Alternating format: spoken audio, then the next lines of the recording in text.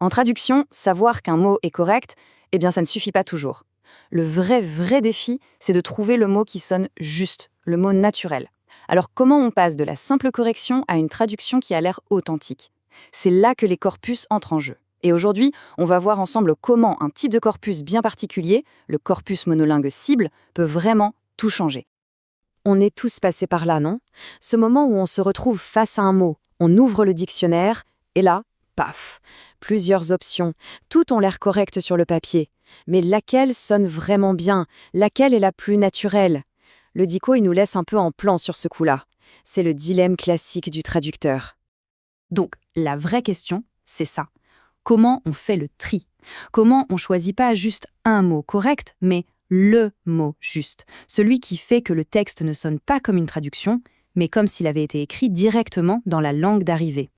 Allez, prenons un exemple concret pour bien voir de quoi on parle. Imaginez, il faut traduire cette expression persane « mahafele ashrafi ».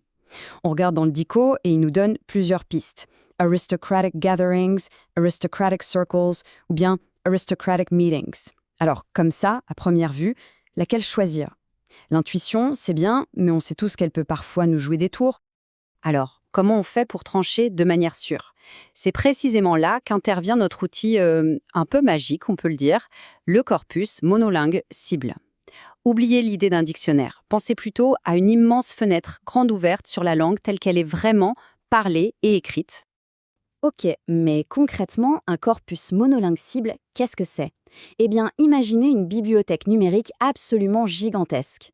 Dedans, il y a des millions, voire des milliards de mots qui viennent de partout. Des livres, des journaux, des sites web.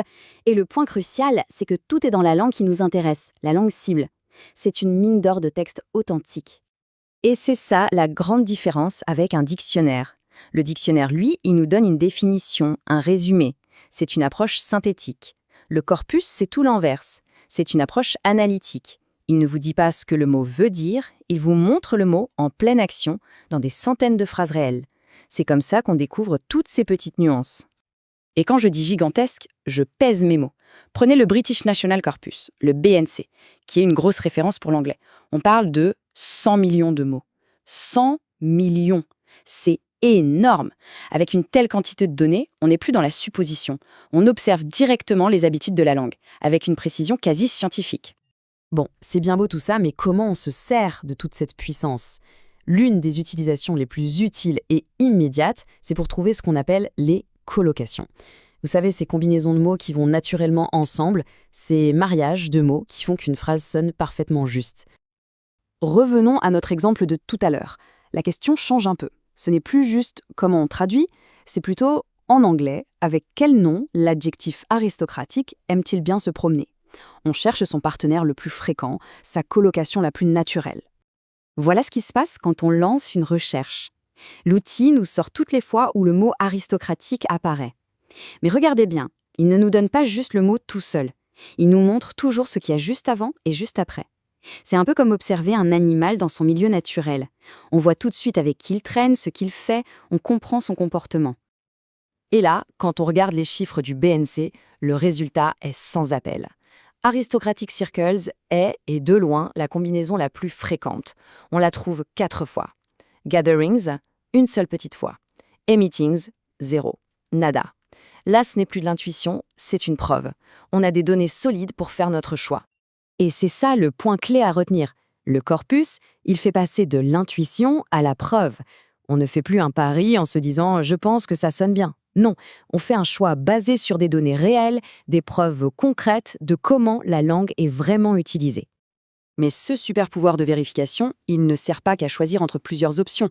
Il est aussi super utile quand le dictionnaire nous sort une traduction qui nous fait un peu tiquer. Vous avez un mot qui a l'air un peu bizarre ou peut-être un peu vieillot. Là, le corpus devient notre détecteur de fausses bonnes idées. Prenons un autre cas. On doit traduire les mots persans dousti ou roughgat. On consulte plusieurs dictionnaires, ils nous proposent fellowship en anglais. Ok, fellowship. Ça ne sonne pas forcément faux, mais on a un petit doute. Dans certains contextes, ça paraît un peu étrange. Est-ce que c'est vraiment le mot qu'il nous faut?